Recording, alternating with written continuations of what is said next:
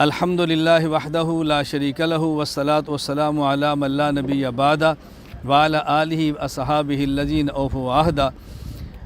26 محرم 1445 ہجری 13 اگست 2023 مدینہ منورہ سے میں بدر آیا ہوں، اور یہ اسماء گرامی آپ کو نظر آ رہے ہیں ان شہدائے کرام صحابہ کرام کے ہیں جن نے غزوہ بدر کے اندر جام شہادت نوش فرمایا، اور پیچھے وہ مقبرہ موجود ہے جہاں پر شہدائے بدر صحابہ کرام وہاں پر مدفون ہیں۔ یہ مختصر سی بات ہے جو میں نے آپ خدمت میں عرض کی ہے۔ غزوہ بدر تاریخ اسلام کا پہلا وہ معرکہ ہے جس نے کفر کی طاقت کو توڑ کے رکھ دیا، اور یوں سمجھ یہاں پر فتوحات کا آغاز ہوا ہے، اور یہ مبارک ہستیاں ہیں جن نے سب سے پہلا اپنا خون اس کام کے لیے دیا ہے۔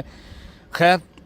میں جو بات اس وقت ریکارڈ کرانا چاہ رہا ہوں، مدینہ طیبہ سے بدر آتے ہوئے میرے ایک شاگرد نے کلپ بھیجا کہ استاد ذرا اس کو دیکھ لیں۔ میں نے دیکھا تو وہ ایک مماتی عالم عطا اللہ بندیالوی گمراہ کا تھا، اور اس نے یہاں پر بھی آ کر بجائے اس کے کہ صحابہ کرام شہداء کا تذکرہ ہوتا، میدان جہاد کا تذکرہ ہوتا، امت کو جہاد کی دعوت دی جاتی اور کفر کے خلاف میدان عمل نکلنے کی ترغیب دی جاتی، یہاں پھر آ کر وہی عدم سماع موتا کی بحث کو چھیڑ دیا۔ خیر، وہ جو کریں سو کریں، مجھے سے غرض نہیں ہے۔ میں اس طرح بھی کہنا چاہتا ہوں کہ اس نے امت کو گمراہ کرنے کی کوشش کی ہے، جس کا خلاصہ کیا ہے اس حدیث پاک ہے جس پر بات کی ہے۔ یہ روایت صحیح بخاری بھی موجود ہے کہ رسول اکرم صلی اللہ علیہ وسلم نے، یعنی وہ جو کنواں تھا جس کے اندر مشرکین کے سرداروں کو پھینکا گیا، اور آپ نے وہاں کھڑے ہو پر گفتگو فرمائی، اور نبی کریم صلی اللہ علیہ وسلم نے وہاں پر یہ فرمایا،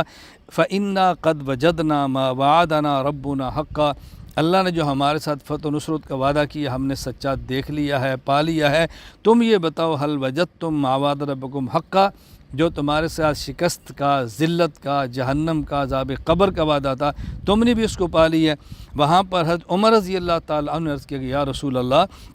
آپ ایسے لوگوں سے گفتگو کرتے ہیں کہ جن کے اندر ارواح نہیں ہے؟ نبی پاک صلی اللہ علیہ وسلم فرمایا، والذی نفس محمد بیدی،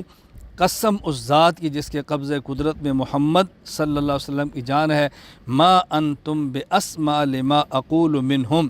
آج جو بات میں کہہ رہا ہوں عمر، تم لوگ ان سے زیادہ نہیں سنتے، یعنی یہ تم سے بھی زیادہ سنتے ہیں۔ اب ظاہر اس سے ایک نظریہ جمہور اہل سنت والجماعت کا ثابت ہوتا ہے کہ موت کے بعد عام اموات کو سماع حاصل ہے۔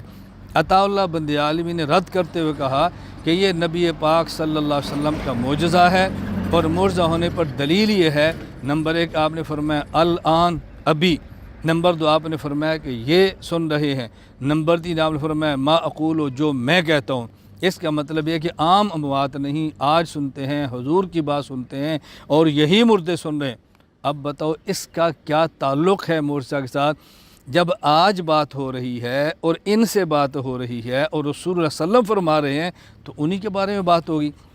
جس طرح میں کسی بندے سے بات کروں، یار تجھے میری گفتگو آج جو میں کہہ رہا ہوں تجھے سمجھ آئی ہے، کل کو کوئی بندہ کہہ دے کہ دیکھو یہ تو کرامت تھی، کیوں؟ اس لیے کہ استاد جی نے فرمایا آج تجھے میری گفتگو، لہذا بندہ کبھی نہیں سنتا، یہ 3 جملے بتاتا ہے کہ استاد جی کرامت ہے۔ بھائی کرامت نہیں ہے، جب رسول اکرم صلی اللہ علیہ وسلم آج گفتگو فرما رہے ہیں اور انہی سے فرما رہے ہیں، تو انہی کے بارے میں کہہ کہ حضرت اے عمر، آج ان سے جو میں گفتگو کر رہا ہوں یہ تم سے بھی زیادہ سن رہے ہیں۔ یہ معجزہ کیسے ہوا؟ اور یہ کہا جی ایسے ہی معجزہ ہے کہ جس طرح کو پتھر بات کر لے اور جس طرح کو تنا بات کر لے تو معجزہ ہے۔ بھائی جہاں تک تنے اور پتھر کی بات ہے، قرآن کہہ رہا ہے وَإِن مِّن شَيْءٍ إِلَّا يُسَبِّحُ بِحَمْدِهِ، دنیا کی ہر چیز کا، پتھر یا درخت ہو، اللہ کی تسبیح بیان کرتا ہے۔ یہ پتھر یا درخت کا تسبیح کرنا معجزہ نہیں ہے، اس تسبیح کو بندہ سن لے تو یہ معجزہ ہے۔